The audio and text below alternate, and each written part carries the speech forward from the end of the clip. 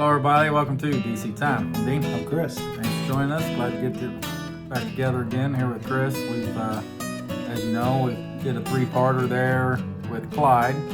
Hope you all enjoyed that. We enjoyed having that conversation, and it's a lot of freedom in that. I think it's a good word. Chris and I is talking now about some of that, and it's good to be a little more freed up from some of the constraints or worries or concerns about getting everything right from scriptures in an effort to then prove a point or to change someone else's mind and things like that. And so we're glad to talk in that way, or glad to be freed from some of those things, still yet knowing that, like the conversation with Clyde, or like anything he's putting out there, or all of you putting out there, anybody that's sharing things, that's what we do, right? As humans, we're sharing things. Chris and I here, that's all we want to do, and all we're trying to do is encourage and share things.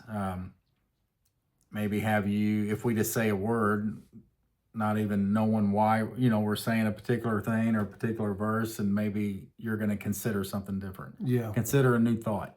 Yeah. Because we've done that, or we're still doing that.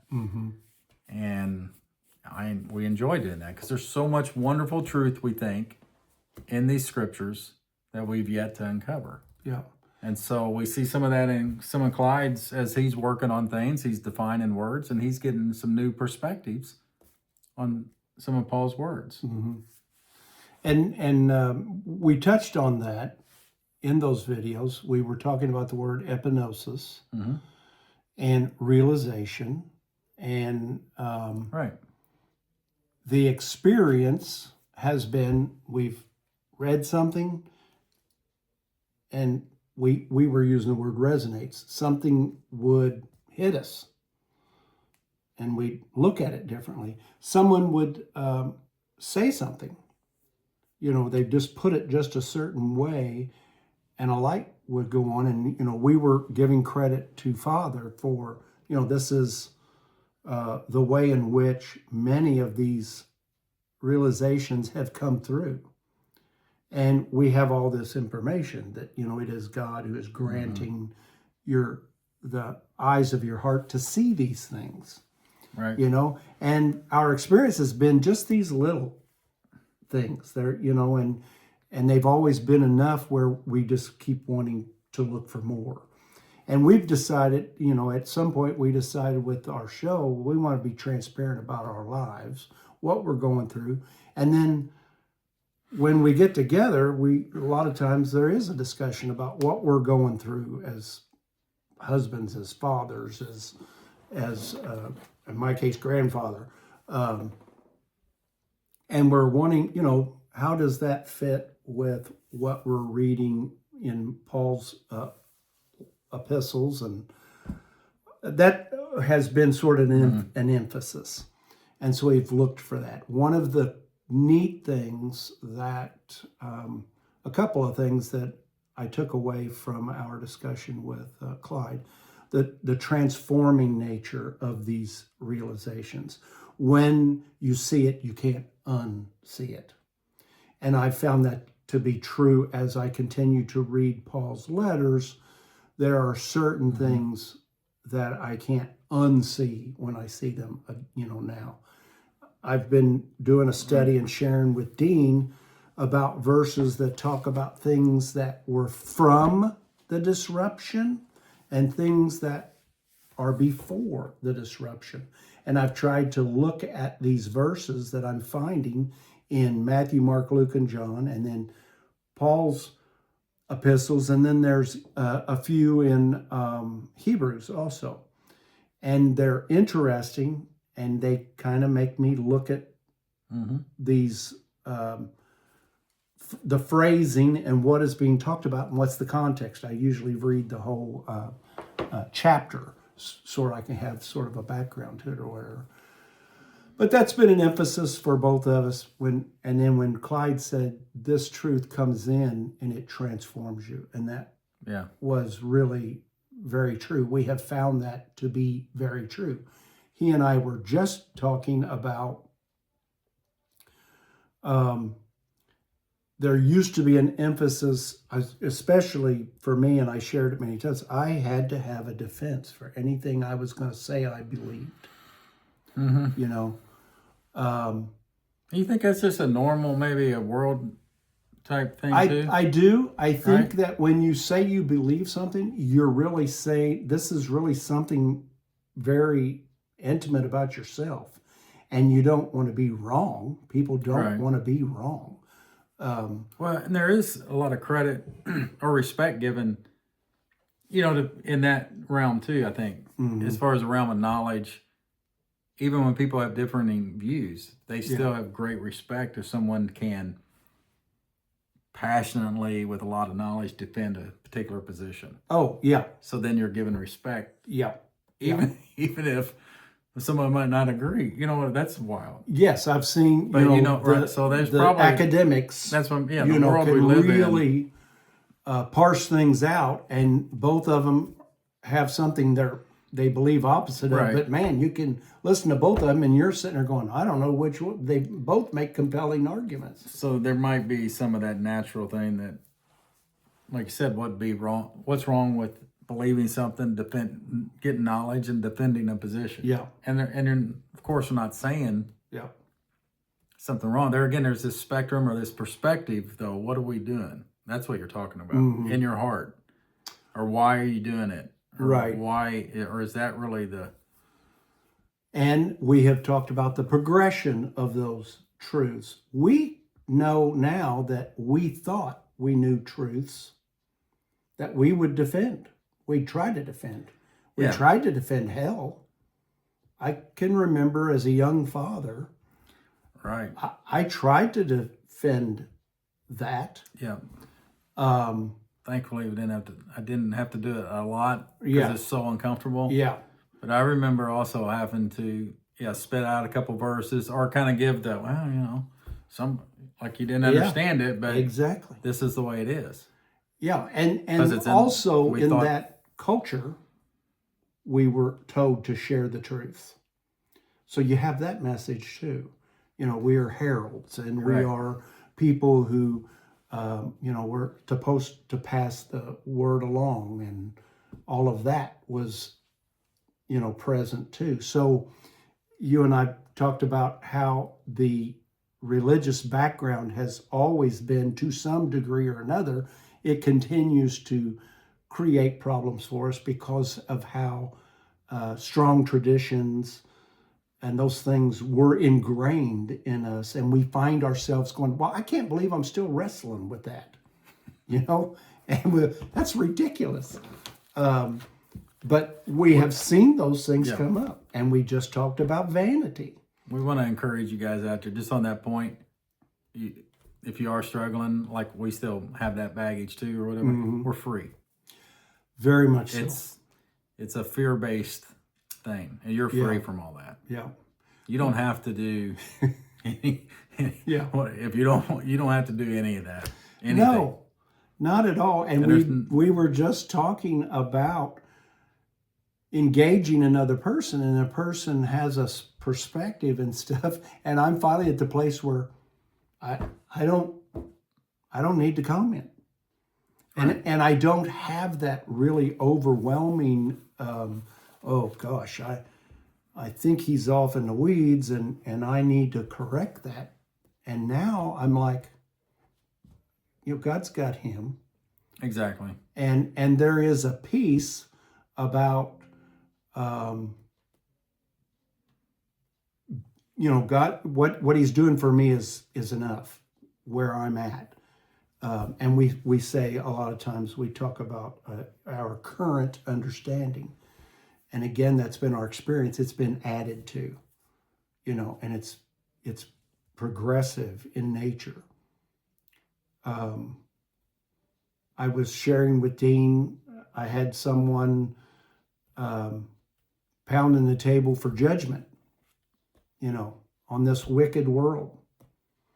And I was listening to that person, and just the anger and vitriol in him, and I'm like, wow. And then a couple of days later, I got A.P. Adams, an article from A.P. Adams about judgment. And he says, is it a blessing? It could be a blessing and a favor. But he draws the comparison to what man thinks about it and what does God say about it. And I thought it was interesting because I listened to the man tell me about it. I didn't have a response, and I'm okay with that. And then a few days later, I see this article by A.P. Adams. And I wanted to share just because I think it's interesting what he says from Scripture. Judgment is given to man as a blessing and favor. And when such time arrives for any individual, class of individuals, or the world, it is cause for great rejoicing and thanksgiving. I don't hear that much at all about judgment. No, there again, it's learning, and you can look up these words too. When we read things, we can always, if you have a particular idea or a particular belief, and then you read a word, judgment or whatever, well, that can mean some different things. But yeah, I remember learning in so many places where it's like a good judgment or a good judge is going to set things right. Yes. It's just getting things right. Right. And so, man, who wouldn't want that? And when I first come on to, like I say, if you want to call it truth, but you come on to love or you come on to peace, you come on to this great Father, creator of all, that loves all, and it's going to be all in all. It's got a plan. You sense that, you know it, you get tuned into that. Well, then all of a sudden, nothing's scary. Somebody came, well, what about the judgment? Hey, bring it. Bring it. Bring it all. Because whatever it set is, things right. It's going to be good somehow for people, for us, for everybody. Right. Maybe I don't understand it all, but that's where we get in the weeds. We start trying to, you understand it all, or maybe misapply something or misapply a verse and throw it back to somebody else. And like you said, somebody that's struggling with now, currently, this evil, this environment of sin that we're in, death and evil and some of the things that happen, there's no explaining. There's no, the horrific things that happen. You need, you're crying out. You need something set right. Like, this can't be right. So you need that. That's when, if we can, sometimes you listen and help others and comfort them knowing that, there's a judgment coming. There is judgment. And they're going to be, we can all be happy about it. Yeah, you can go to, A.P. Adams goes to the 96th Psalm and says, before the Lord, for he comes to judge the world, he shall judge the world with righteousness and the people with his truth. How would that be a bad thing? He's going to judge the world with his truth. And then with everything else we know, God is love, 1 John 4:8. We know 1 John 4:10. He's a savior of the world, especially believers. 1 Timothy. 1 Timothy 2:4, who wills that all mankind come into a realization of the truth. There's tons and tons of verses. This is God's truth. And it is interesting how we've gotten off in the weeds, and when we think of judgment today, or too many of us look at judgment and we think of the fire and brimstone, which is hilarious. When you start studying fire and brimstone, you start realizing that fire is a purifier and a purification, method. It sounds like making something right, There's a whole lot more there. And I think that was another thing we talked about with Clyde, was the patience that has come in. And a desire, not a desire, but an awareness for patience and being more comfortable with whatever God's timing is in situations. That's been helpful to all this. But it's been a big help to realize God does not need me to defend him, And I think, that's how silly it sounds, but that's what I was trying to do. I was always trying to, well, wait a minute, like I'm a lawyer all of a sudden he's my, he could make, I know. I'm trying to defend him. And it almost gets funny then. that viewpoint does. Yeah, because unless someone's right, we don't hear each other as humans. Sometimes we're not. That's normal, no matter what the topic is. Two people, especially if you have different, you're in a different place about a particular subject or belief or desire or whatever it is. Well, when those things are put out, when they're first put out, you're not hearing. People aren't hearing each other. We're not hearing each other. We think we do, or we make a good point, and you think that person understands. Oh. They're nodding along, and they're like, okay, I see, but I'm thinking this. Then you come and find out, no, we're not really hearing each other at all. No, you and I've just shared two examples of we really thought people had a better understanding of what we, were thinking about certain things, and then we were almost dumbfounded at the way they had interpreted or just not heard what we said, not with any kind of understanding. And that happens.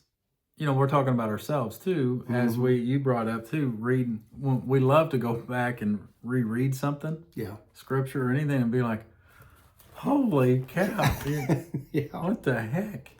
Like, look, it's right. And we thought we understood something. Yeah. But then something comes in. That's what resonates. And there again, it's peace or it's love, joy. That to me is becoming, that's truth. That's the truth. Yeah. And it's, there's just something much better than all of the performance and the getting things right and just resting in a very capable Father and a capable Creator who is doing everything. That's where I'm at today, and that's what I prefer. Well, I hope that we are a part of it. We're all of us. Yeah. We're not separate. We're inseparable from Him. Is that right to say it? Inseparable? Is that how you say it? Yeah. We're not separate. Yeah.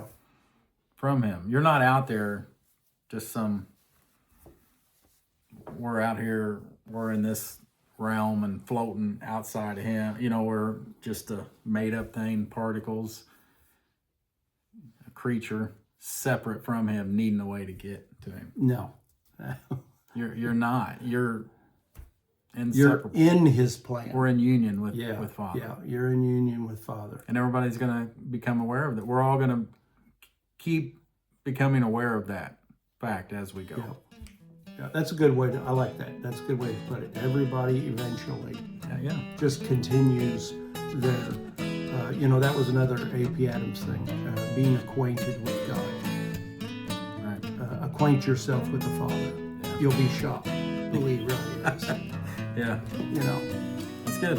All right. Thanks for joining us, and we'll see you next week.